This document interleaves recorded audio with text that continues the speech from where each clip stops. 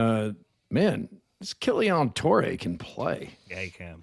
Disney on Ice presents Frozen and Encanto. Celebrate the power of love. Y Familia.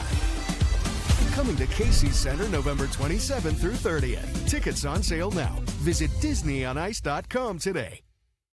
DisneyOnIce.com.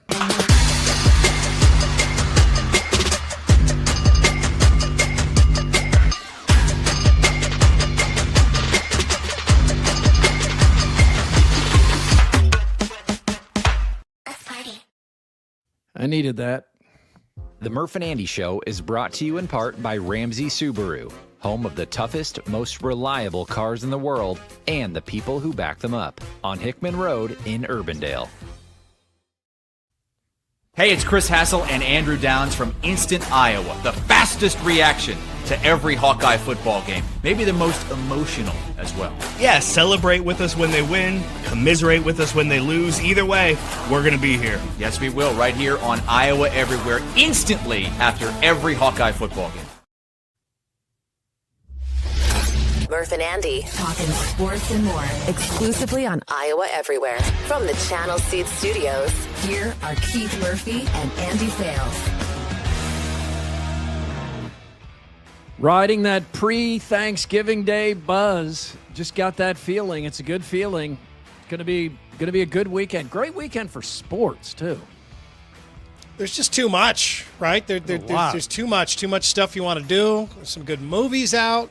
There's all kinds of food, not just to be eaten, but to be cooked and then put away afterwards. There is a lot of work to be done.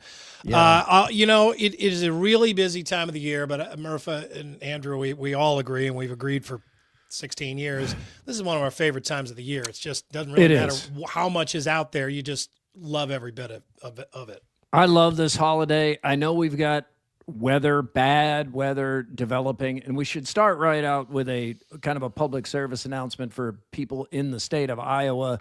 The holiday parade has been postponed or called off.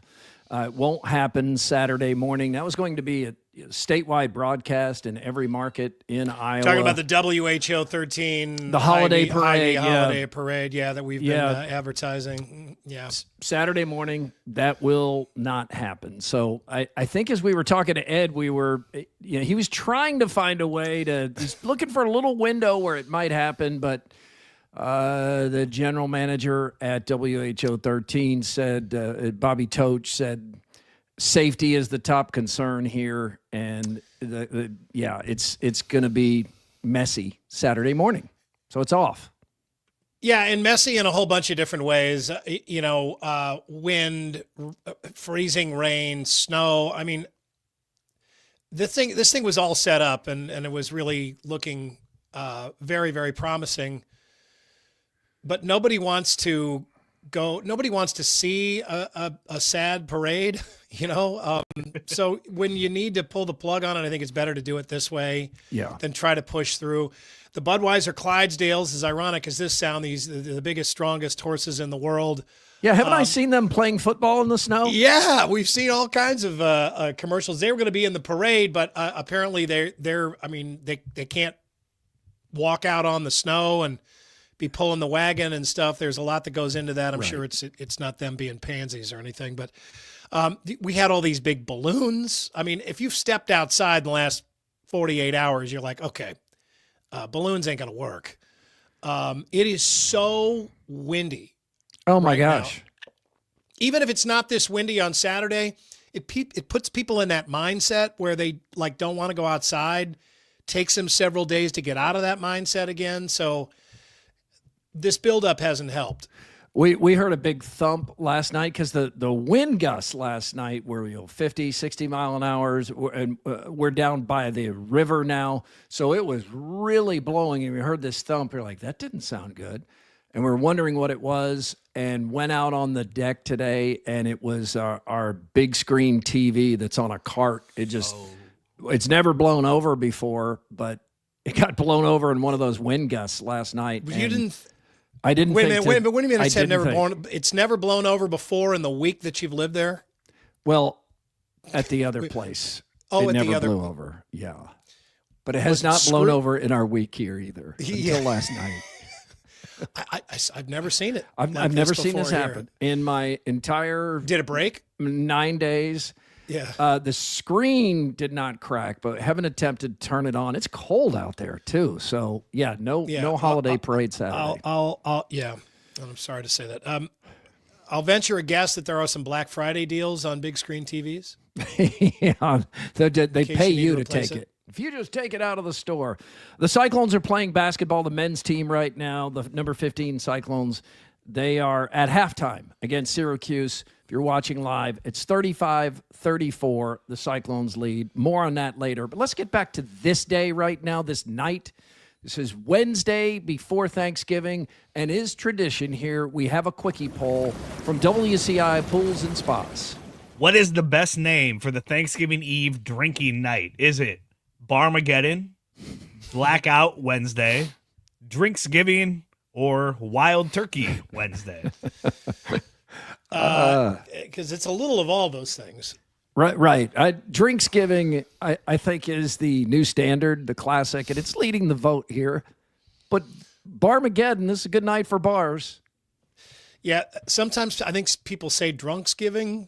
Yeah, we've you done that changed the before, vowel. and they kind of split the vote there. But yeah, it's one of those two forms. I think is the winner and what I pick. Honestly, though, we don't ever really get to participate in this, do we? No. Because we work on Thanksgiving, or I do. Thanksgiving Eve. Are you working on Thanksgiving too? Yeah. Oh, sorry. Yeah, I got to work. Well, I got to work on Thanksgiving, so I can't. Even if I joined late tonight, Right. it wouldn't be a good Right. idea. Blackout Wednesday, that's too aggressive. I mean, that's too aggressive. That's going hard. That's going hard. Blackout Wednesday. People do call it that, though. Yeah, See it? 34% voting for it right now. Yeah. Wild Turkey Wednesday. That's a really specific brand, but it's a good name. Yeah, that's a brand, and I don't know that they should get that free advertising. Yeah, they probably shouldn't. Guest House Tavern and Oyster in West Des Moines sets the table for today's Murph and Andy Sports and More. Coming up, Clones Hawks may never lose. Will Nebraska ever win at home? And 4 words to ruin Thanksgiving. All that and Mr. Movie coming up here on the show today. Guest House Tavern and Oyster has nightly specials. Every Wednesday is Walleye Wednesday. Right now, high or low since the last show. Presented by Wealth Charter Retirement Planning and Tax. Tim Hawkins wants you to know that this is a great time to give him a call as you're wrapping up your finances for the year and looking ahead to planning for next year. All kinds of changes we've seen in the stock market in America's economy this year that could affect your tax situation. And give him a call there. He can straighten that stuff out for you and tell you what you need to know. I'm going high because I got another announcement here. We're taking the show on the road next week. Again, we haven't done this in a while. We did the patio tour in the spring and had a lot of fun. And we are going back to the Westtown Tap in West Des Moines on Westtown Parkway. May not be out on the patio this time. No. They got a great patio that we saw the nice patio there. We'll be inside, and that's good because in talking with Tim Hartman, the owner over there, he wants to show off all of his renovations. The place has been completely renovated since we were there. Oh, nice. Apparently the bar is really something to be seen. He says it's a much more conducive to people kind of gathering around and being social. The game room has been done too. All kinds of changes there at Westtown Tap. We will be there Friday, December 5th, so a week from Friday, and we'll be there for the show, and we would love it if you came out and just hung out with us there. Yeah. As we do the show live. You don't have to watch here. No one works in December. It's fine. Fridays especially. Fridays in December are great. Everybody loves Fridays in December. You're just in that Christmas mood also. So come join us there. We'll see you there. I'm going to go high, too, and it's a callback to the weekend. I was looking at my phone, and I saw this photo, and I was reminded of it, and I really liked it. This is our friend Scott Sipker, who usually joins us on Fridays, but we won't have a show this Friday with the Hawkeyes playing Nebraska at that time. But this is at the Northwestern. It's a nice club, a former hotel, now like a tribute to the Northwestern train line that ran through here from Chicago. But What I liked about this, I know when we first walked in and we saw them, they're probably thinking a little bit of like, oh gosh, make fun of us. But I thought this was great. They're sitting around, they're playing board games, they're in a bar. No one the entire time we were there looked at his or her phone. They were just talking to each other, playing this game, and I thought that was nice. And it reminds me of the time that when we can get our kids to play Yahtzee or a board game or chess, they get enthralled for a while, and then they commit to, well, we're going to start doing this all the time. This is great. And then they go back to their screens. Oh, yeah. Kahala loves board games. We have a whole bunch of those. Always loves the idea of everybody sitting around and playing board games. But, yeah, I mean, what a great time to do this and just be like, you know what? All screens aside. Let's focus on each other, be here in the moment. Nice people. Some folks in the chat are asking, what were they playing? It was Lord of the Rings. It was the name of the game. AD, do you play that? It sounds like I don't know that one. I bet it's fun though. We played a bunch of board games last week when we were on vacation. Nice. Yeah. Can I read this post from my mom real fast here? Oh, yeah, please. Your mom's in the chat. I have questions. All right. Remember the pep rally and chili cook-off at Kirkwood High School on the Weed Wednesday? On the Weed Wednesday evening? What's she trying to write? Putting a new name in. What kind of typo is that, Mom? Weed Wednesday evening before the big Kirkwood High School versus Webster Groves High School football game on Thanksgiving Day. The Turkey Day game, that is the oldest high school rivalry west of the Mississippi. Let's not gloss over Weed Wednesday. Should this be in the quickie poll? That's a write-in option for the quickie poll. Yeah, Weed Wednesday. I vote for that. Mom, oh, darn it. She says, mistake. Okay. Weed Wednesday. Yeah, who are you talking to? Mom, this is my show, not Toby's.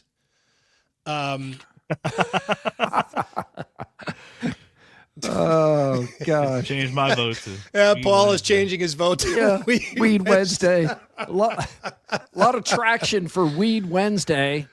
Thank you, Mrs. Fales. Cyclones up 6. Second half underway. Cyclones up 6. 43-37. Here's the buzz. The Buzz. Brought to you by Logier Heating and Cooling. Proudly serving the Des Moines metro community for 120 years. Andy, did your mom find, wasn't she looking for like a red wallet or something? Was she able to find that?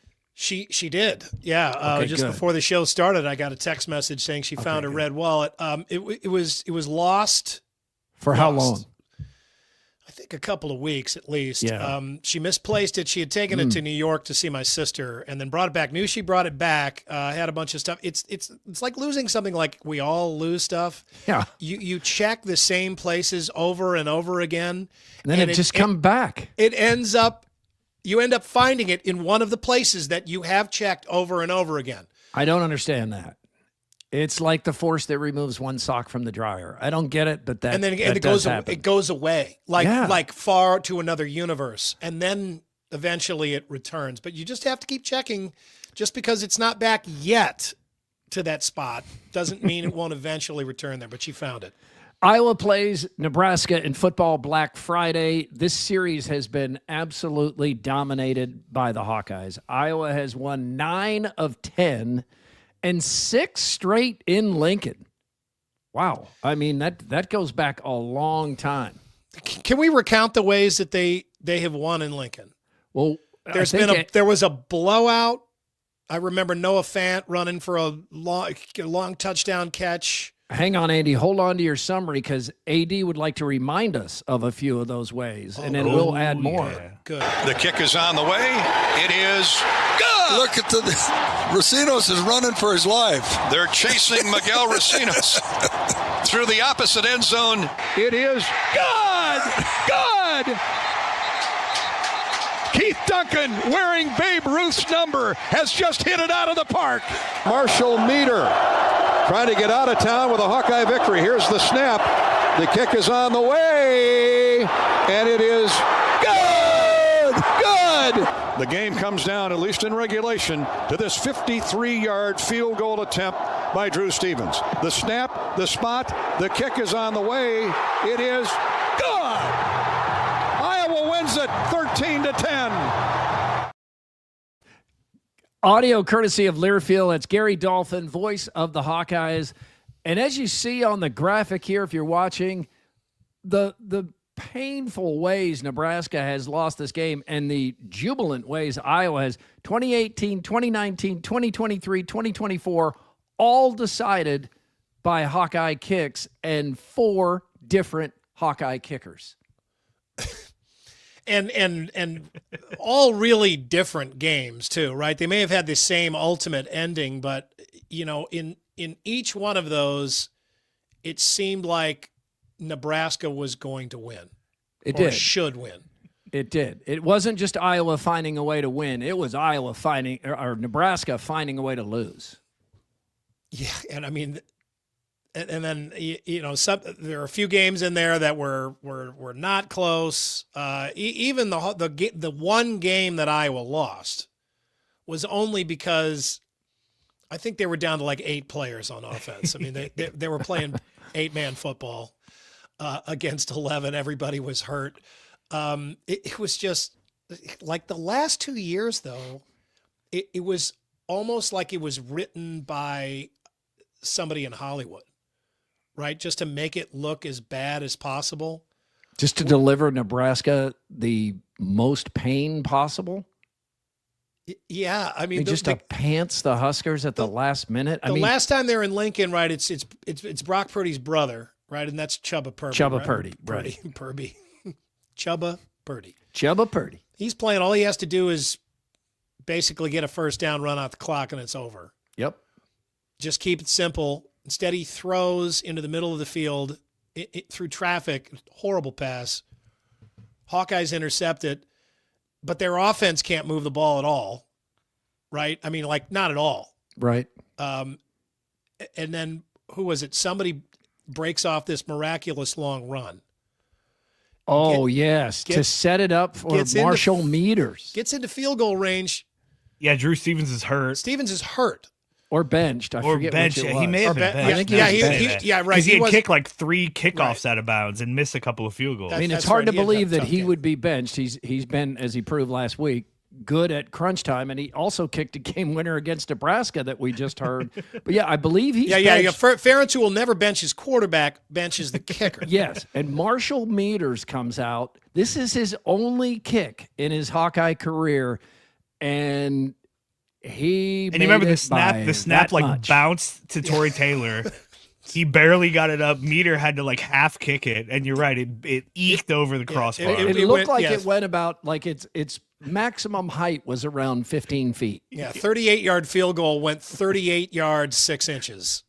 Oh my gosh! It barely what a crossed. thrill for him! And he got a letter that season. It's like John Sears said, "Yeah, you give him a letter. He beat Nebraska with his only kick. Yeah, give him a letter."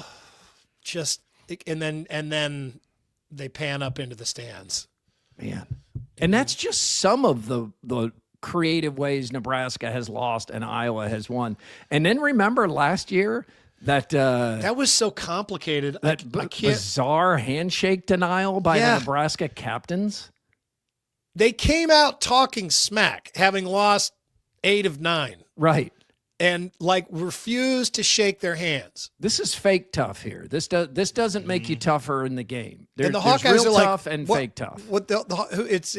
There's Schulte and who's Higgins. Jay Higgins was the one who got real mad. Higgins is laughing. He's like, What? On our field you're doing this? Weren't they doing something else too? Like on the were they doing something? Yeah. Were they praying or chanting or something? Of course, there was some chirping before the game, and I think that's the justification from Nebraska fans and Nebraska players of why they made the decision not to shake hands. But then it's Higgins after the game that insists on finding Matt Rule and shaking his hand. Remember that? Yeah. He's determined to find him and shake his hand. It's kind of like in one of those situations where you can look like you're taking the high road, but also be just giving him a middle finger in the same breath. It was both of those things. Yeah, it was another Nebraska meltdown, and Iowa did the one thing that Nebraska could not let them do what? Sacked the quarterback, caused a fumble, fell on the fumble within field goal range. After Caleb Johnson just had a ridiculous screen pass touchdown. He broke 7 tackles. Right, yes. 70 yards. But somehow these two aren't even the ones, I think we're going back 3 or 4 years ago. There was a game that Nebraska dominated. I mean, it did not feel like Iowa had a chance. I think Nebraska was even up a couple of scores. Yeah. Do you remember? Iowa scored 19 in the fourth quarter. Do you remember Iowa had a safety, I think, and Nebraska was still up 9 points. That was in Lincoln. Yeah. And post-game, Scott Frost said, as soon as they got that safety, we kind of knew it was over. And it was you're up 2 scores when that happened, man. What are you talking Iowa about? scored 19 Scott? in the fourth quarter, 2021. I think that was Frost's last game against Iowa. He may have gotten fired mid-season the next year. Should have fired him at the press conference. Here's the Hawkeyes with conversation, thoughts before going to Lincoln. The kick is on the way. Whoops. Gary Dolphin. Stick him again. We definitely want this, especially for the seniors. We want to end off on a high note and excited going into the bowl game. So there's a lot going into this. Part of the Iowa standard that we have here, that there hasn't been a drop off in practice, a drop off in attitude, and when people are showing up every day, that they're ready to work. Yeah, you got to earn it, right? And that's been every single game. And that's the special part, right? I remember 2 years ago, Herkett making an interception. It's holy. I feel like it's always just a crazy play in the game, and that's exactly how we expect it to be this game, right? It's going to be tough, but you got to be on your stuff, otherwise, they're going to take advantage of anything you mess up on, and vice versa, right? Somehow, some way, it just if you can get there and get it done, that's the goal, and who knows what's going to happen this week on Friday, but my guess is based on what I've seen the last 10 years, it's going to be another, back and forth, and right down to the end deal. Yeah, that's what I expected. Logan Jones captured that well. Video, thanks, John Sears, WHO 13. Iowa touchdown favorite. And, Andy, I don't know if you've seen it yet today, but CBS Sports doing some reporting that Dylan Raiola's brother is decommitted from Nebraska, and Dylan Raiola is going to consider his options coming out of this season. So Nebraska dealing with a lot right now. And I don't know that should be – that's not as surprising as it used to be. I mean, this is probably – this could happen to any program at any – I mean, it's certainly not good news. Doesn't look good for Nebraska mentally. It still hurts them to think that somebody would want to go somewhere else other than Nebraska. But, I mean, it's also now just kind of a business move. I mean, it's, just shopping yourself at the end. Yeah, weighing your options. Yeah, the comment board just lit up with more examples of all the crazy stuff that we have seen out of this rivalry. I know it does seem Frost made up. Clapping excuse to 2020. I totally forgot about that. Pelini wins the game but gets fired because the AD thought was just okay, Iowa is a better program than Nebraska, and we can't have that. And given the history, you understand why the AD would feel that way. And being over there for a game this year against Michigan and just seeing the atmosphere and the resources and the passion of Nebraska fans, I mean, you would not have imagined not only that Nebraska could lose 9 out of 10 to Iowa, but you just wouldn't have imagined that there was a world where Nebraska would consistently have losing seasons and not be ranked. I was talking to Jason Parkin the other day, who grew up in Western Iowa, and he was just surrounded by Husker fans. Yes. There's so many Husker fans there. Yep, bandwagon jumpers. Let's and get now on board with the winning program. They're gone. They're gone. I mean, no kid is picking that team. They're Iowa State or Iowa now, right? Which is good. For Iowa State. Which is the way it should be because they're in Iowa. Iowa State is going to Oklahoma State, and the Cowboys are bad. They're 1-10. They're winless in the Big 12 Conference, but you wouldn't know it at media availability. We know what Oklahoma State football is about. It's a place that's got great pride, great tradition. It's going to be senior day down there, and they've got great seniors playing great football right now. It's senior day. They're going to give us absolutely their best shot. And, if you look at the roster, and they're super talented. And so, they've been in each of their last 2 games. We're just going to keep doing what we're doing, same way we study every day, same way we come to practice every day. So we're not going to change who we are based on our opponent. Video thanks, David Warrington, WHO 13. I get it. I mean, Iowa State could be unfocused and lose this game at Oklahoma State. And you have to say those things, and you have to get your team ready. You don't have to go that far like they're playing great football or they're a great team. Come on. There's more than a fine line between being disrespectful and that, right? I mean, that come on.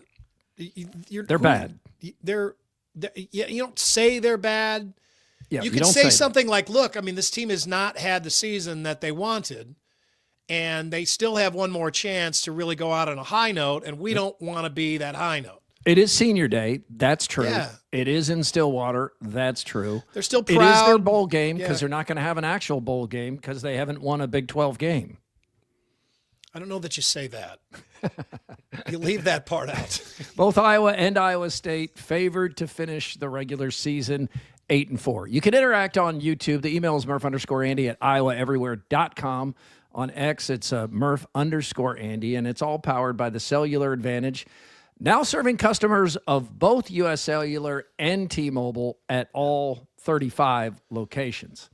Let's get to the Players Era Festival, which is going on right now with Iowa State up 15 points. Now, this is in Las Vegas. Iowa State is going to be 3-0 in this tournament. You get NIL money for participating. I think it's around $1 million. The winning team of this, well, they don't call it a tournament, this festival, gets another $1 million. And then second place gets a few $100,000. Third place gets a couple $100,000. I think fourth place gets $100,000 or something like that. But Iowa State, we didn't learn till after midnight, is not playing a good team or a team for third place or even fifth place because of the point differential and margin of victory, the complicated tiebreakers that even people who are at the tournament working in the media really couldn't grasp what the hell was going on. Iowa State ends up playing a Syracuse team that's 0-2 in this tournament. I mean, it's a big brand, but 0-2 in this tournament. That's why they don't call it a tournament, I guess. Yeah, in this festival. Sorry about that. And then it gets more complicated, Andy, because going in, everyone does know that this complicated system of point differential is going to break ties. But at the end of the Iowa State-Creighton game, Iowa State is up 18. Milan Momcilovic is dribbling the basketball up on the three-point arch. Some Cyclone fans are calling for him to shoot. He doesn't. And then reporters ask TJ Otzelberger about this. They say, why not shoot the three there? And some other teams have gone on to try to score even in runaways right up to the last second because of this point differential thing. And TJ Otzelberger gives a classy answer. He says, I owe my career in part to Greg McDermott. I thought it was the right thing to do. Respect that. Conversely, if Momcilovic does throw up that shot and it goes in, Iowa State, because of the way the tiebreakers would have gone, would now be playing for $200,000 or $300,000 in NIL money. You hate anything that makes you play basketball differently than you would normally play, right? I mean, anything that any wrinkle that makes you reconsider the way you've always approached games. Especially as it goes to sportsmanship and respect for the other team and coach. Yeah, or any part of that. I mean, you if you feel like you need to rest your starters, like that's a very legitimate feeling, right? I mean, that's a legitimate basketball move. You're up comfortably. You've got some starters that maybe you're a little worried about, a little too much wear and tear on them. You want to sit them down. But then you got to worry about a point differential. So then you're reconsidering, should I keep them out there? Yeah. Somebody gets, I mean, you don't want there to be this X factor that you have to consider that makes you coach differently than you want to coach. We see it in football, though, where coaches go for those style points in a route to try to have an attention getter to the committee, but it's not ideal. And I like the respect TJ was showing his mentor. I'm sure there are people upset about the potential money. We don't know that the shot would have gone in, but right. It does end up being an interesting factoid that comes out of that.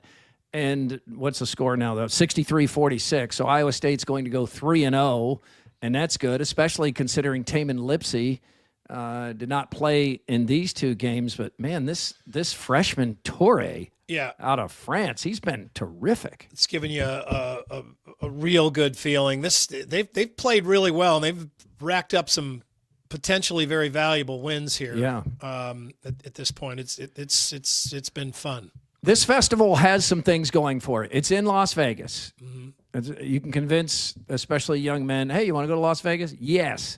Another thing it has going for it is all this money. Everyone needs money. And the Big 12, maybe more than most conferences, because they're trying to keep up with the SEC and Big 10 and aren't going to be able to do it, so they'll take the money.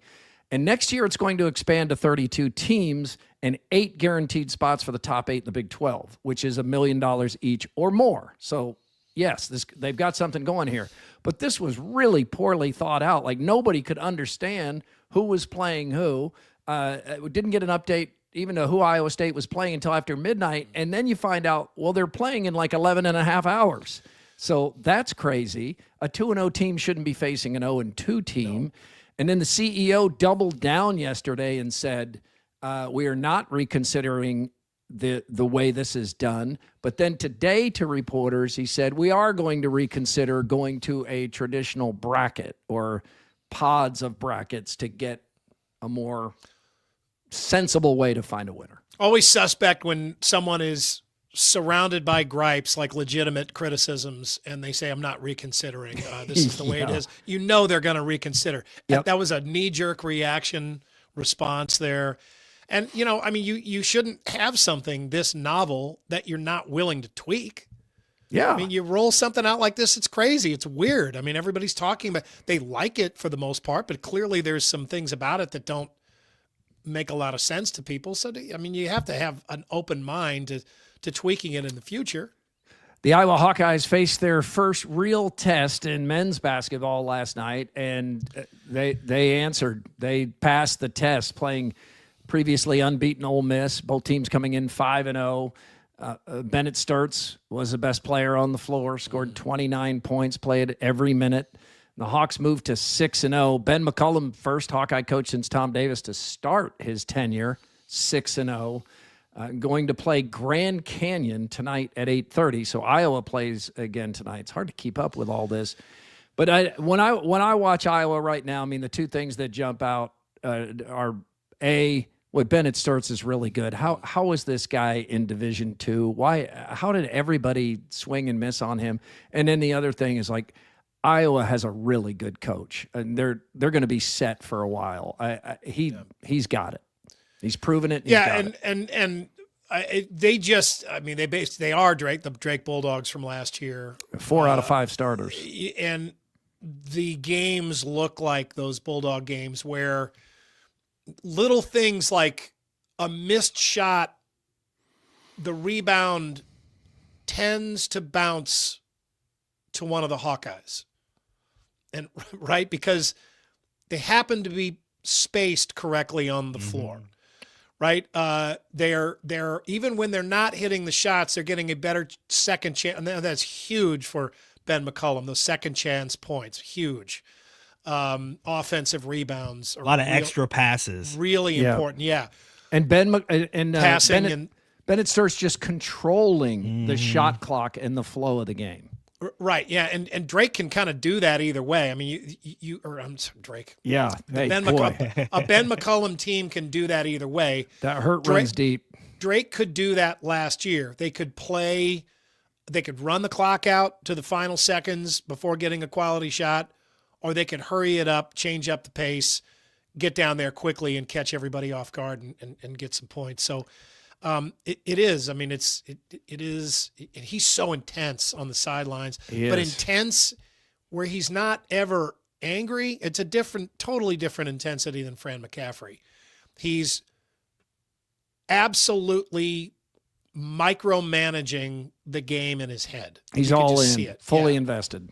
Yeah, you see that. And right now, as we get to Thanksgiving, because Iowa State's up 20, and Iowa should beat Grand Canyon tonight, we may get to these Iowa State games with everyone undefeated. I mean, right now the women's teams are ranked 10th and 11th, and the men's teams are both 6-0. Iowa State's about to go to 7-0. Yeah, it's 25-0 for those 4 teams right now. That's going to be a great week. 6-0 UNI 6-0, first time in a long time. They play in the Acrisure Championship game versus Tulsa tonight. Andy, where is that Acrisure tournament? I'm not Acrisure where that is. I saw the title and I was like, what the hell? Palm Desert. Palm Desert. Oh, you're saying what is Acrisure? I also know this, but I don't know where Palm Desert is either. Is that in the? That's California. Yeah, I was going to guess one of those states with a desert. What does Acrisure sound like? AD, what's your guess? Acrisure. What does it sound like? Yeah, I mean, like what would you think? What do you think the product would be for Acrisure? Not actuary, not agriculture. Like a monitor, like an insulin monitor or something like that. Right? It's accurate insurance. and sure. It's insurance. Acrisure. Yeah. Well, I got the sure part. Yeah, I got the sure part too. I don't know what the By the first way, part was. let's go back just to Sunday for a moment. Iowa State played somebody named Mercyhurst. Yeah. Sound like a hospital. Guess the state of Mercyhurst. I had to look this up too. I had no idea. I'd never heard of Mercyhurst. Mercyhurst, Arkansas. almost sounds like a bottled water. No, it's it's northeast. It is in it's in New Hampshire. It is in Pennsylvania. I think there's a lot of teams that make this tour. Don't think of Pennsylvania as northeast. Oh, really? No. Do I have think that of them wrong? as East. Well, they're not New England or anything. Yeah. They're just I might have east. gotten that wrong. They're just east. Chiefs versus Cowboys tomorrow at a full Thanksgiving slate. But this game, which some are calling an elimination game, it's technically not. But this is going to do a monster number. I think this is going to be the highest rated NFL regular season game in many years. So this goes down at 3:30 and leads us right into a quickie poll, because these ratings aren't just people watching their favorite team. Some people are hate watching. Yeah, who do you want to lose more on Thanksgiving, the Chiefs or the Cowboys? All right, so the Chiefs have been so successful that brings sports hate, no doubt about it. Some people have the Kelsey Taylor Swift fatigue. Cowboys, it's been they're never going to get to the level of the Cowboys. They're never going to get to the level of that type of hate. They're 40. People I mean, we're hate in the Cowboys. This is our closest NFL team, and we got 45% right now saying, I hope the Chiefs lose. And that's to the Cowboys. Not Chiefs fans, of course, but That's crazy. yeah. But God, people that are not Chiefs, everybody that's not a Chiefs fan is sick of the Chiefs. Right. But I'm still I would rather Cowboys see are just the like Cowboys one of win. those. Yeah, I know, I would too. Because I think the playoffs are more interesting if the Chiefs are on the road with Patrick Mahomes trying to find ways to get all the way to the AFC Championship game or the Super Bowl. That's more interesting to me. What's I the get most if you're a annoying fan. thing about the Chiefs? The most annoying thing about the Chiefs. Their fans feeling slighted. Yeah, that's annoying. Yeah. I think it's isn't it Mitch Holtis? The calls, the touchdown calls. Yeah. The angry touchdown joy. calls. Yeah, the angry joy of Mitch Yeah. Holtis. Seems like a nice guy. I think he's a but yeah, nice the guy. It's just the angry way. call. Yeah, just the way. You can disrespect the Chiefs. You can discount the Chiefs. You can discombobulate the Chiefs, but you're going to have to deal with the Chiefs. Yeah, the angry joy of Mitch Holthus, I think, is the crown jewel of Chiefs. Chiefs fatigue. Yeah, that's a touchdown. If you didn't like it, you could sit and spin. Yeah, right. Touchdown, Kansas City. Jeez. List of players making it through the semifinal stage of the Pro Football Hall of Fame ballot. And highlighting the list, Drew Brees, Phillip Rivers, Larry Fitzgerald, Jason Witten, Frank Gore. I feel like I just have first ballot. Absolutely first ballot. But, I mean, I have a gut feeling. Drew Brees and Larry Fitzgerald. Yeah. Absolutely. People say Jason Witten. I just feel like that position. I know he was very, very good. I just don't ever remember thinking of him as this great tight end. Right? Brees and Fitzgerald for sure. The tight end position has gotten – the numbers for a great tight end have probably gone up more than for any other position. Yeah, Kellen Winslow's numbers probably wouldn't even resonate much today, and he was incredible. Yeah. Frank Gore, long career. Yeah, I think that's just like a longevity award. Yeah, but. I don't and we haven't seen a lot of the great running back story has kind of been put on the back burner. I don't think of Phillip Rivers as a Hall of Fame quarterback. No, I don't either. I know he did a lot of winning, and I know he's got some crazy numbers. I think of Lomas Brown as a Hall of Famer just because I remember all of the pros that he made. That's mine. I'm sorry. Okay. No, I can. It has that familiar sound, and your audio is good. So I was like, I can hear that. All right, so we're putting Brees and Fitzgerald in. You want to put anybody else in AD? First ballot? Nah, I think those two are good. Andy, I think the other three are going to have to wait. Well, there's a lot of those guys that have been waiting, and some of those guys will get in. I mean, the NFL, the Pro Football Hall of Fame puts at least 4 players in every year, so a lot of these guys do get in eventually. Larry Fitzgerald for sure. Yep. Phillip Rivers, they show you the numbers, and you're like, oh, okay, his comps. What about the Sperm Hall of Fame? He's in, right? Yeah. Oh, yeah. I mean, he's first ballot there. Yeah. Confluence, official beer of Murph and Andy. Confluence Brewing. Taste, quality, craftsmanship. And now... It ran over a little bit there. We get some more. But wait, there's more. From Either Or Eatery and Patio. Yeah, you can see Either Or from way down the street right now. They're all decorated, tinsel inside. They will be a popular place in the Des Moines Metro for people who are tired of turkey. I can promise you that. 6222 Grand Avenue, the edge of Des Moines. Wind gusts of over 60 miles an hour here in central Iowa last night. That's how bad it got. I mean, it was like my house was moaning as it whistled under the eaves. There's stuff everywhere in my neighborhood. I can see Kahal out picking stuff up. I mean, we brought the garbage cans inside put them in the garage. It was probably a good idea if you have a big flat screen TV outside on a cart, even if it's locked up and covered. Probably bring that in. That'd be my advice. Yeah, it did some damage, no doubt. Waiting to get to the station and see some of Ed's pictures of the people have sent in of the damage the wind did. By the way, we have proof now. Ed does not control the weather. Because if he did... He's in one of those moods where Ed is such a people pleaser, and he knows that everybody's kind of pissed at this weather forecast, especially our boss. Yeah, right he just... now. We wanted that parade Saturday. But Ed doesn't want to, tell him how bad the forecast really is. So he's just like, well, it could change. It's a fluid thing. Right. But he doesn't really, he kind of dances around. He's like the doctor that doesn't really want to give you the bad diagnosis. Finally had to just deliver it, though. He did. Lowered the boom. The Sky Bridge at Des Moines International Airport is nearing completion.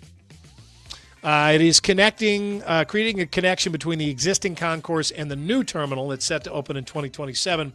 The new bridge will enable passengers to move between the two terminals, support efficient airport operations until the future gates are complete. They call it a sky bridge because it's not on the ground. Okay. Bridges that are on the ground are called nothing. They're not bridges. Speaking of airports, here's Jim Gaffigan. Yep. If you do ever worry that you drink, you have to do. Let's try one more just time. Go to an air.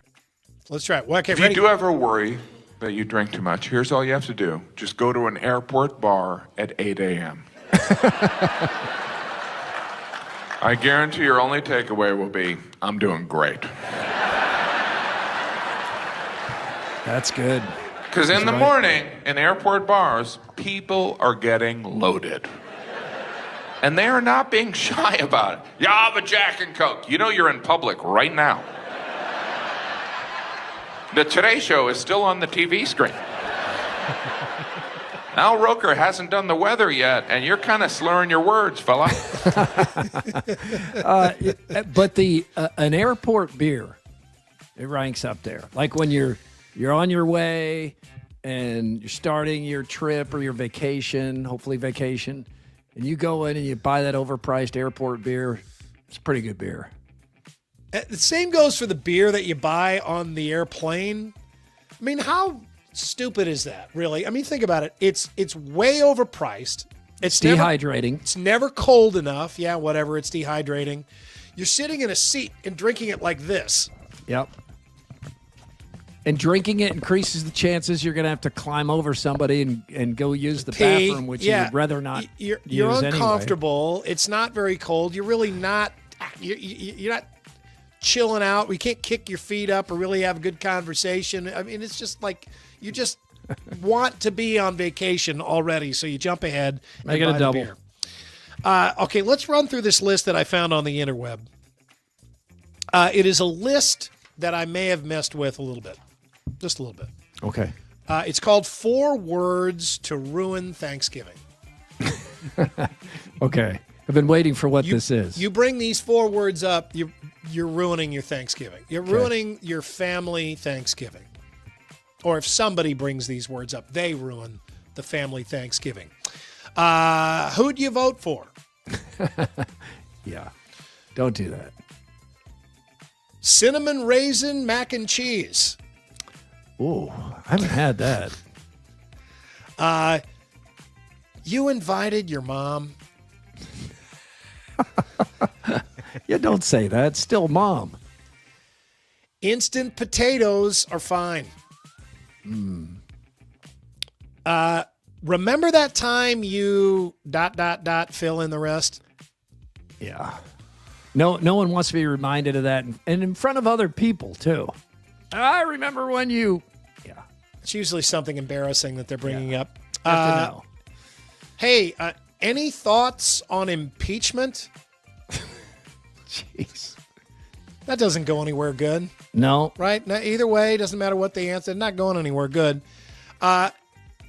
Desserts are gluten-free. Jeez. Let's just skip the dessert. I guess there could be some tasty desserts that just happen to not have gluten. Jell-O? Just a big old bowl of Jell-O? I do like Jell-O. I do like Jell-O. I forgot the gravy. What? You forgot the gravy? Anything that's dry is just going to be dry. Anything that would have been great is just going to be good. That's terrible. How about this? No carbs this Thanksgiving. Oh, yeah. Good luck. Jeez. Just enjoy the dry turkey. Mom just shit herself.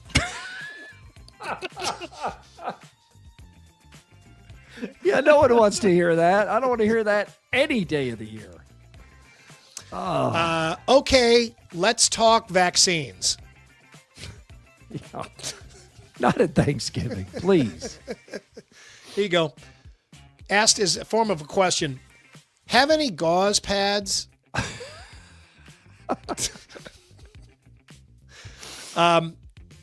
My mom's is better. Oh, insult. Right. An unfavorable comparison at the Thanksgiving table, not good. We don't drink here. Ooh. If that comes out early on. And you didn't know ahead of time. You didn't bring anything. You're like, man. You're stuck. Yeah. We only have tofurkey. God, can you imagine somebody pulling that thing out? That tofu loaf? I can, yes. Tofu lofu. Looks disgusting. I'm not even sure I'd put that in the toilet. Afraid that would stop it up. Well, it would go in there twice. Heard whispered to a kid, "It's okay. It happens." Oh, you're just overhearing that said. You're like, what happened? What happened? They broke something. There's a big stain somewhere. There's a smell that's hasn't hit you yet, but it's in the mail. Hey, play some Nickelback. They catch too much grief. My mom's flight's canceled. Oh, so she's staying longer? Yeah. Okay. I think so. The dog got sick. That happens. I mean, a lot of scraps. It does. Hacking on a bone. Yeah, Snots was yakking on a bone under the table. He got it up. I'm probably not contagious. Probably. Oh, man. Who took this photo? You know some people that sneeze like that, Murph. I do. So, you're still single? Still? The Wi-Fi is out. Ooh. And finally, hey, everyone, meet Diamond. She has to leave a little early, or she just got here. She just came in. The San Diego Zoo is Andy, morning. I do think you missed the biggest 4-word one of this Thanksgiving. Let's have it. Are you on Ozempic? Yeah. Ooh, that. I mean, everybody else at the table wants to know, right? But you're ruining it for one person. Maybe, I guess. And some people are forthcoming. Oh, yeah. And they're getting healthier. Yeah. So I don't know why anybody would be critical. Right. The manager, when we were out to dinner earlier this week, he came out and he's like, down 60 pounds. I'm on the Zempic is what he said. I'm on the Zempic and feeling better. And yeah, so some people just come right out. Yeah. Losing weight is maybe the best thing that you can do for your health. Other than, giving up bungee jumping or something, I guess. Yeah. The San Diego Zoo is mourning the passing of its oldest resident, the female Galapagos tortoise known as Grandma. How old is Grandma? She was 141. Wow. Came to San Diego from the Bronx Zoo in the early 1920s, so over 100 years ago. That's incredible. She's not even close, though, to being the oldest tortoise in the world. That title still belongs to Jonathan, a Seychelles tortoise who lives on the island of St. Helena in the South Atlantic. We've talked about Jonathan before. He's still living and estimated to be either 192 or 193 years old. Incredible. Has lived through both World Wars and the Civil War. Yeah. Wow. From more contributor Otts down in Melbourne, Australia, here is a different Aussie putting American words into Aussie terms. Ridiculous Australian words, speed round. Cotton candy. Fairy floss. Sprinkles. Hundreds and thousands. Flip-flops. Thongs. McDonald's. Knackers. Candy. Lollies. Flashlight. Torch. Parking lot. Car park. Gum. Chewy. Trunk. Boot. Hood. Bonnet. Drunk. Pissed. Gas station. Servo. Tired. Buggered. Sunglasses. Sunnies. Truck. Ute. Weed whacker. Whippersnipper. Far away. Whoop whoop. Starbucks. Shit. Get upset. Crack the shits. Early morning. Sparrow's fart. Alcohol. Grog. No. Yeah, nah. Yes. Nah, yeah. Ramen noodles. 2-minute noodles. Saran wrap. Glad wrap. The forest. Bush. Desert. Outback. Wow, some of those are just better. Yeah, they're great. I remember having that exact conversation with Otts when we were in high school, and my baseball team was down in Australia playing his. That's great. That was fun. And finally, guys, this is Sean. He's clean. He's well dressed, and he's single. Well, ladies, those of you watching, welcome to your future. I'm Sean Roach, Sean with a W. Well, I'm a catch, I'm 6'3.5", and I've been underweight my whole life. So if things come up in a relationship, this was romantic, this was not romantic. I operate from a place of trying to be very romantic, so that's not going to ever be my fault. If you want to break down a movie afterwards, I'm not very interested in that. So I would say that's I defer to you. Ugh, my worst qualities.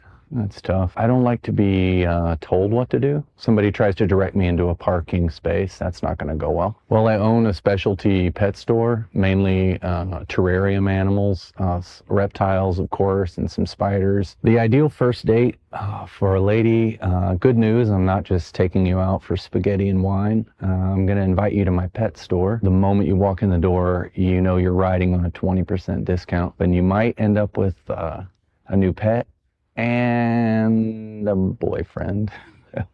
I'm pretty open on the qualities of a woman I'm looking for, as long as you have olive skin and plenty of curves, soft voice. I don't like loud noises. Painted nails are fine, just not red. I'm in this for the long haul. I would hope my next relationship is forever, but I'm also fine with 10 years.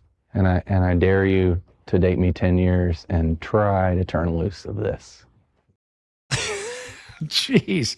Yeah, many of our followers pointing out that this guy loved Miami Vice. I'm going to take you to my pet store and get ready for that 20% discount. Yeah, it's like, and then it's a ride. The 20% ride does not end. That's my God. Good luck, Sean. I hope he's found love. That was a long time ago that Sean made that video. Wonder what became of him and the others. That's your more, everybody. Time to find out what's bugging you. Hi, I'm Tom Coates. If what's bugging you is your credit card debt, please call us at Consumer Credit of Des Moines. Since 1987, we've helped over 100,000 people, and we can help you. This is Ben in Waukee, Iowa. I just wanted to leave a message and say I've been hearing a lot of people say that Nico Harrison's trade of Luka Doncic was the worst trade in NBA history. And honestly, I think I'm here to say that I don't agree. I actually don't think it's the worst trade in NBA history. Honestly, I think it's the worst thing a human has ever done in the history of this earth. Whatever the max prison sentence is that Nico Harrison could get, I think he probably deserves that for that trade. I'd say investigate his family, his friends. There's some sort of gambling ring going on. And it just infuriates me every time I see Luka drop 50 points on my favorite team, on the Los Angeles Lakers. Lakers fans are absolutely spoiled, and it makes me extremely angry. Jeez. Man, that not just the worst sports decision or trade, but the worst thing that anyone's ever done. I'm glad we could be his sounding board, right? AD, you don't feel that way. You're okay with this trade. I love it. Yeah, I think it was fantastic. All right, you can go to speakpipe.com/Murph_Andy. Leave a message anytime, any rant. What's bugging you? You do not have to be that unhinged. Ladies and gentlemen, it is time for Mr. Movie. It's time to go to the movies with Mr. Movie, Mike Woody. Presented by P&P Small Engines. There he is, Mr. Movie, Mike Woody. Mike, have you seen the forecast? I have seen the forecast, and I think Jeff's going to have a busy weekend. I imagine. Oh, gosh, I didn't think about Jeff. Jeez, Yeah, P&P is he going to be Small able to close on Thanksgiving with Look this at this. coming in? I was out last week to pick something up, and look at, he's got them all lined up, man. So you don't even have to stop on the street. They'll just come right out and load them in your car. Like people buying snow stuff, it's crazy. They will wait until the last minute to do that, and then they buy it all up. It's procrastinators. Like they totally. We all do that. We procrastinate with any sort of snow removal equipment. I've been in there in the middle of a blizzard. I have to have something. Let's go out of the box here with Mike Woody, Mr. Movie, and we're going to go with our favorite John Candy movie. If you haven't seen I Like Me, the documentary, it's on Amazon Prime. It's good, especially if you like John Candy movies. I'm going to start with the obvious one here. It's a movie I've picked many times. I think it's the best Thanksgiving movie. It's Planes, Trains, and Automobiles from John Hughes. Steve Martin and John Candy are fantastic in this. And I do think this is a perfect movie. It's 90 minutes. I don't think there's a wasted scene. It makes me laugh, makes me cry, gives me feelings. It's just awesome. I love everything about Planes, Trains, and Automobiles. And John Candy's performance is at the heart of this, but Steve Martin is equally great. We watched this over the weekend. It's one of those movies you can put on for the whole family, kind of even with the F-bomb tirade in there. Which took it to an R-rated status. I mean, it's basically a PG movie. It is. When he takes his socks off in the plane, dogs are barking. I cannot not just lose it there. It is so funny. It's so that whole scene on the plane is so bad because it's there's so much truth to this. But and Steve Martin does such a great slow burn. Yeah, and you can feel because you're feeling for him, right? I mean, you can feel the aggravation of the situation. There's no stress like travel stress. But then the way that John Candy is able to turn that around on him, right, and disarm him is just. You're like, the I Like Me speech is incredible. You immediately feel bad for yourself being annoyed at Del Griffith. And when it hits Steve Martin as he's riding the train, as he's reliving the moments, and we're reliving them too because they're showing these flashbacks, and then it hits him like this guy doesn't have a home, and he comes all the way back around and gets him. Man, that gets me every time when he's like, Marie's been dead for 4 years. Oh yeah. I mean, it hasn't even thought about being an emotional movie, and in that one scene, the whole thing turns and haymaker. It becomes a completely different movie at that point, in a good way. John Candy. Yeah, and watching that documentary, you're reminded of just how many hits he was a part of in the '80s. He was red hot. Did a lot of movies. But did some bad ones that were still watchable, like Summer Rental. You could still watch it and have a good time. Yeah, but also did some movies that he had so many good movies in the 80s that you tend to forget some of them. And one of the ones that I forget from time to time is Splash. And it's a great performance. It's John Candy and Tom Hanks. They're brothers. Tom Hanks, his name is Alan, and he falls in love with a mermaid, Daryl Hannah, and John Candy plays Freddie, his ne'er-do-well brother, who ever since he was a little kid was just a perverse, just funny little fat kid. And John Candy is so funny. This scene is when he's in the racquetball court. He's smoking while he's playing racquetball and drinking beer. Apparently, he really was hungover. Yeah, we learned that in the documentary that he had been out all night. He'd been out all night with somebody famous too. It was like Jack Nicholson or something. I don't know. He was hungover. Yeah, he's so excited. They have their father's fruit company, and the only thing that John Candy is excited about is he had a letter published in Penthouse magazine. They published one of his stories, Penthouse Letters. The title was "A Lesbian No More." All right, Mr. Movie, what do you have from John Candy? You know what? This was very interesting category because, we've not really talked about John Candy movies ever. And, you threw that out and it was like Andrew and Andy and I, the punt comes down and nobody wants to pick it up. Nobody wants to touch it. So I'm glad, Keith, you picked that one up because nobody expected it. I'm going to go that, didn't get a whole lot of traction in the theaters, but it was so funny. And it's a Tom Hanks movie, and Rita Wilson's in this movie. And I don't know if they had a thing before this movie because they've been married for years. But Tom Hanks joins the Peace Corps to run from a little gambling debt that he had in college. And the movie was actually directed by Nicholas Meyer, who's an University of Iowa alumni. And everybody in this movie has done better things than this movie, but it really does have some moments. And John Candy plays a guy, Tom Tuttle from Tacoma. That's how he introduces himself. To everybody. To everybody, and anytime he has a chance. But it's just, you look at these guys in this movie and what they became later. It's just a way to look ahead and see, wow, these guys are going to be great. And they all were. AD, what did you pick from John Candy? Yeah, I mostly know John Candy from movies that I saw as a kid. And Sure. one of those is as a half man, half dog in Spaceballs, Mog. We've shown this to my son in the last couple of years. He thinks it's hilarious. It's just one of those great Mel Brooks movies. And John Candy's fantastic in it as the sidekick. I could have gone Home Alone or like Rookie of the Year, Cool Runnings. These are all like the movies I grew up with. I'm going to go Mog in Spaceballs. His name is Barf. Barf.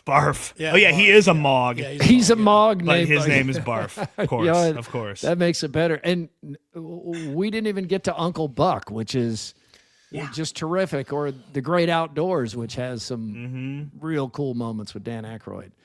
All right, so let's get to the reviews here with Mr. Movie. Wicked for Good made $150 million at the box office in the United States alone. So that's a boost that was needed. If you look at the world, it did $226 million worldwide on opening weekend.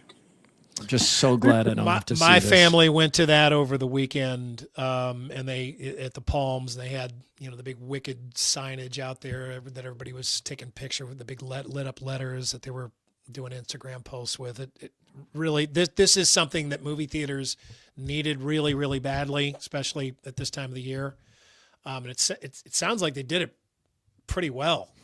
The reviews of exit. The movie is very, very well done. The first movie was just too long for me. They just kept throwing stuff at you. This movie is much easier to watch because it's just a cohesive story all the way through. And by the end of the movie, the songs didn't seem as special, but when you get to the end of the movie, it all wraps up really well, and the songs get much better. And it's just, I walked out of the theater thinking, you know what? I didn't even want to go see it because the first one bored me to tears. But this is a great movie. It's a good, solid A. And wow. If you can, okay, if so you like the IMAX sequel considerably better than the original. The Yes. original Wicked. Not going back to. And I specifically handpicked an IMAX showing because it's a movie that almost demands to be seen at the IMAX. It's that good. What about Jay Kelly, the movie? Jay Kelly. Now this is George Clooney in a movie about George Clooney. From all I can tell, he's a very famous actor. Everybody loves him. Adam Sandler's in the movie. He plays his, the guy that's helping him, his manager, and Clooney's getting ready for a big event where he's going to be honored. And it's just a look at this man's life and some of the mistakes he made and some of the good decisions he made. It's not a sad movie, but it's not entirely a comedy either. It's a pretty heartfelt movie from a guy who's got to be one of, if not the greatest actors of all time. Look at the movies the guy made. I don't know who goes up against that. So I'm I'm going to give it a B plus, but it's as close to an A minus as you're going to get.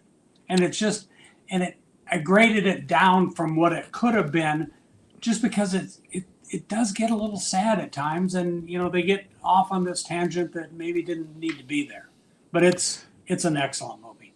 Have you seen? I told Andy he needs to see this on Netflix. Train Dreams with Joel Edgerton. It's about one man's story out in the in the woods, in the forest, Pacific Northwest. Yeah, Pacific Northwest. Yeah. Have you seen that, Mr. Movie? I watched the trailer today, and it looked really good. So I'm going to catch up on that this week. Very beautiful, I'm poetic about movie. 20 minutes into it, and I had to tear myself away. Murph, you're right. This is absolutely something that I would like. It's great. Yeah. We have opening 5 nights at Freddy's 2. Do I have that right? It's part 2? For those that didn't see Five Nights at Freddy's, because if you did, you wouldn't go back for this. Zootopia 2. I know AD's headed to Zootopia 2. Oh, yeah. Now, I saw Zootopia, and it was a lot of fun. So yeah, it's a good movie.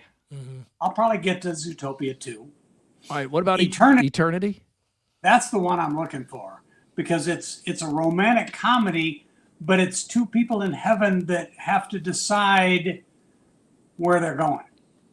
They've got to make a decision where it's you want decision. Where you want to spend the afterlife. That's a tough one. And for what looks like a romantic comedy. And Wake Up Dead, that's another Knives Out mystery. So is Daniel Craig back? I don't know. I haven't seen. I think so. Yes. Okay, I've seen both the first two. Out every year now, I guess. I guess I really liked the first one. The second one on that island, that I didn't like that as much, but I'll check this out. Yeah, I'll check it out too. So, all right. Happy Thanksgiving to you, Mr. Movie, to you and Mrs. Movie, and enjoy the movies. You guys, I'll see you next week. Thank you. That's Mr. Movie, presented by P&P Small Engines. Time now for Throwdowns. Throwdowns. It's Throwdowns, backed by Heartland Tire and Auto. It's another place that's going to be busy this week as people get ready with new tires for this snowstorm. Yeah, you don't want to be caught in the storm with bad tires. Get to Heartland Tire and Auto. Any of their 5 locations, Ankeny, Waukee, Knoxville, Boone, and Creston. Authorized dealer of both Firestone and Bridgestone tires. Murph, we are 2 weeks away today from the Cyhawk women's game, followed by the men the following night. The games are at Hilton. Iowa State likely favored in both. Do you expect Iowa State to sweep the Cyhawk? Do I expect it? I don't expect it, but I would pick it that way. Both of these could go either way, which I love. But the men's game, there's going to be we need to know if Taman Lipsey's going to be back by then, because groin injuries, as we learned with Caitlin Clark this season, they say day to day, but they can be 2 or 3 days. They can also be 2 or 3 months. So we just don't know. And even with Torrey playing so well, in a game with Bennett Sturts on the floor, you want Taman Lipsey out there. And the women's game is really intriguing. Like, of course, Audie Crooks, it seems like she's headed to first-team All-American. And we know Hannah Stolke's an All-Big Ten player. But Ava Hayden just won National Player of the Year, and she and Crooks will be going at it. So expect no, but that's how I would pick it. I feel the same way, and the Iowa women have had kind of a hex on the Iowa State women for quite a while now. And I don't think that Iowa State fans I don't think they've paid a whole lot of attention to Ben McCullum teams at this point. I mean, I doubt they watched much of Drake. They're going to be surprised at how disciplined and how much better this team is than the Fran McCaffrey teams that they've seen recently. Iowa State has gone final, by the way. The Cyclones win by 31 to finish the festival 3-0 and 7-0 overall. They were up by 1 at halftime, and they were toying with like a 40-point lead. It was wild how much they dominated. All right, Andy, tomorrow we get Packers, Lions, Chiefs, Cowboys, Bengals, Ravens, and then Friday afternoon, Bears at Eagles. Which game are you most looking forward to? Well, Packers-Lions is the one that I care about the most. Bears-Eagles is interesting. Don't care about those teams too much. I'll just go Packers-Lions. Keep it simple. Yeah. I'll go Chiefs-Cowboys. I'm interested in this just because the stakes are kind of high, and there's going to be a lot of hate watching and some love watching. Bears. Go Bears. Yeah. Bears are 8-3. Way to go, AD. Crazy. Murph, what single bite of food are you most excited about tomorrow? Thanks for asking. Corn casserole, huge fan. I just love it. It's hard for me to stop, so I'll try to just have a few bites of it, but I love that stuff.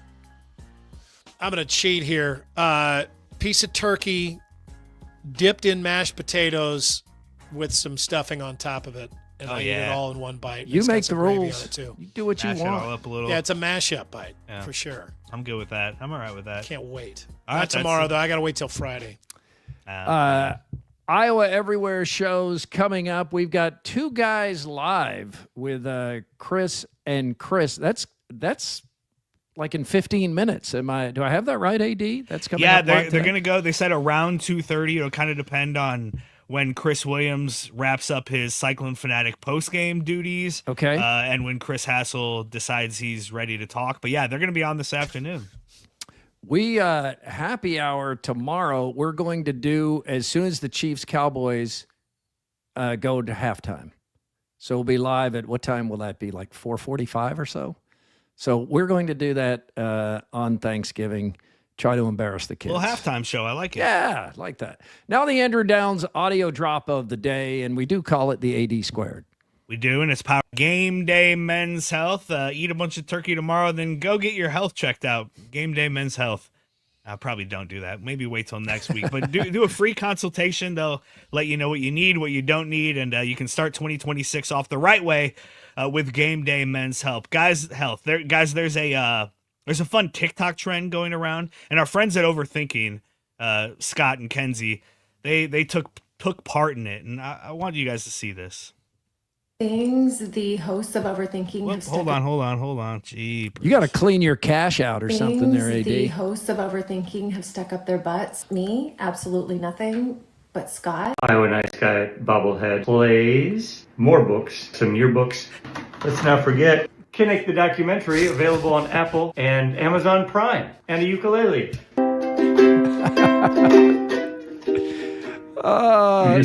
So you just take something, you say that, and then just take something completely out of context. In Yeah, I other think- words, it's like the week in Iowa, unnecessary censorship. Yeah, exactly. I think she must have said, "Hey, we need a video describing what's behind you," and then she says, "Hey, these are things we stuck up our butt." Oh my gosh, that's funny. Quickie poll results. We had 2 polls today. One involves the big holiday start to partying tonight. What's the best name for the Thanksgiving Eve drinking night? 54% say Drinksgiving. 33% say Blackout Wednesday. 9% say Wild Turkey Wednesday. I guess they know what they're drinking. That's a little more than I expected for Wild Turkey Wednesday. Only 5% are going to bite on your Barmageddon, Murph. Yeah, please drink responsibly. It's a little bit of a scary night out there. Be safe. Who do you want to lose more on Thanksgiving, the Chiefs or the Cowboys? 55% say they're going with the Cowboys. It's so long since the Cowboys have been good. But they still get so much coverage. I think ESPN shows make it worse because they just keep talking about the Cowboys. Even right now, this game does matter. This is a big game tomorrow. Both teams really need a win. Cowboys ran up an incredible bill in the 90s. They're still paying for that now. Gosh, they made a really lengthy documentary. Did you ever make it through all? No, 11 it was too. parts, It was or? too long. It was too long. Well, thank you both. Thank you, Andy. Thank you, AD. You guys have happy Thanksgivings with your family. It's great to be with you. Thank you to all who watch and like and subscribe. All of it. We really appreciate it.